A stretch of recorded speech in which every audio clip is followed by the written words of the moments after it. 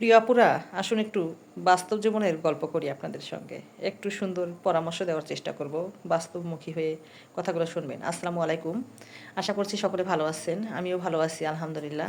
তো একটু blog video নিয়ে আসলাম আপনাদের সামনে, আপুদের একটু সামান্য পরামর্শ দেওয়ার জন্য।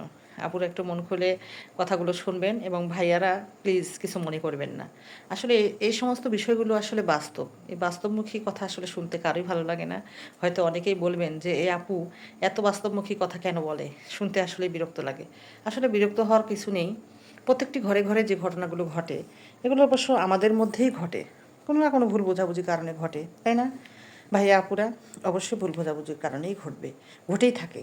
তো বলবো আপুরা, যে ভাইয়াকে শখের পুরুষকে বিয়ে করেছেন, ভুল করেও যত কিছুই সমস্যা হোক, হয়তো ননদকে নিয়ে বা দেবরকে নিয়ে, ভাসুরকে নিয়ে, যাকে নিয়ে, শ্বশুর শাশুড়িকে নিয়ে বিভিন্ন প্রকারের ঘটনা আমাদের পরিবারে ঘটেই থাকে প্রত্যেক দিন।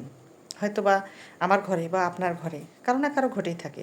তাহলে এই ঘটনাগুলো ওই শখের পুরুষকে কখনোই অপেক্ষা করবেন না যে শাশুড়ি বকা দিয়েছে, ননদ বকা দিয়েছে, যা এই সমস্ত কথা শুনিয়েছে, ওই ধরনের কথা শুনিয়েছে, আমার বর খালি একবার ঘরে আসুক তারপরে তোমাদেরকে মজা বুঝাইবো।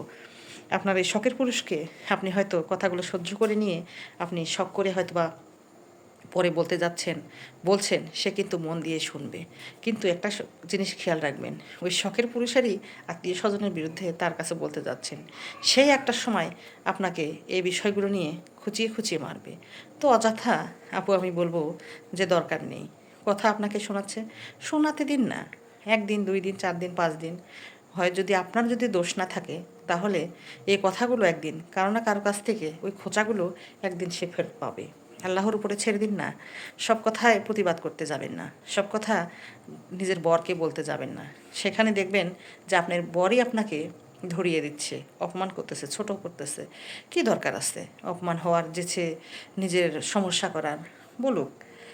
হচ্ছে কথায় আছে যে কনিয়ালা বড় নয়, শনিয়ালাই বড়। আপনি যদি সইতে পারেন, ধৈর্যের পরীক্ষায় যদি পাশ করতে পারেন, তাহলে আল্লাহ তাআলাই আপনাকে একদিন পুরস্কৃত করবে। তাই এই কথাটা আমি পরামর্শ দেবো আপনাদের, যে আমাদের আসলে প্রতিবাদের কোনো দরকার নেই। হয়তো আজকে আপনি ঘরের বউ হয়েছেন, একদিন আপনিও শাশুড়ি হবেন, এবং যারা আজকে ননদ আছে তারাও একদিন ভাবি হবে।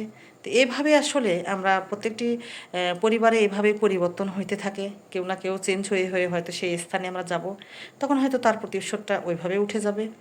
আমার মনে হয় যে আমরা তর্কে আসলে জয়ী হওয়া যায় না, বা যে কোনো বিষয় আসলে প্রতিবাদ করে বা ক্ষমতার জোরে কোনো কিছু করা যায় না, যার কারণে আমাদেরকে ধৈর্যশীল হতে হবে।